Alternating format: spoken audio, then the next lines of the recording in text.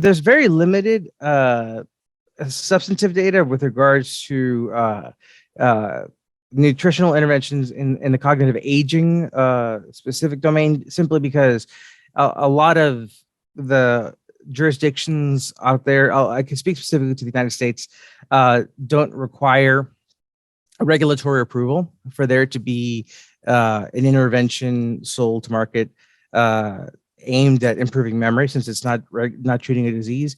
So there's not as much. That's not to say that it doesn't exist. So a lot of the data that do exist, as I was alluding to earlier, exist in the context of treating early stage illness, such as early stage Alzheimer's disease. So I can speak specifically to this product. So the studies to which I was referring are known as the lipid diet study, like lipid diet. And what those were double-blind, placebo-controlled intervention trials done in Europe, and what they refer to as prodromal Alzheimer's disease, which is early stage Alzheimer's disease.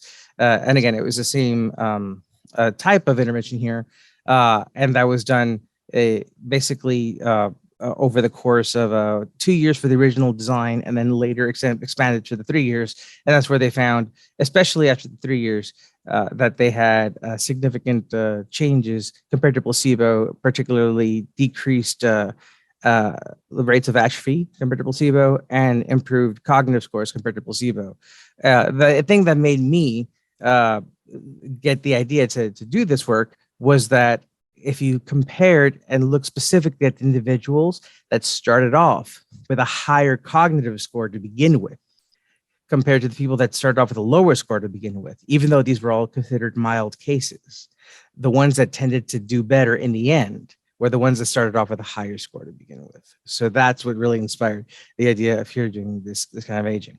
Now, there are other studies out there, like the finger study, for example, that look at multi-domain sort of lifestyle intervention, right? Where it's not just nutrition or diet, exercise, health, and other parameters.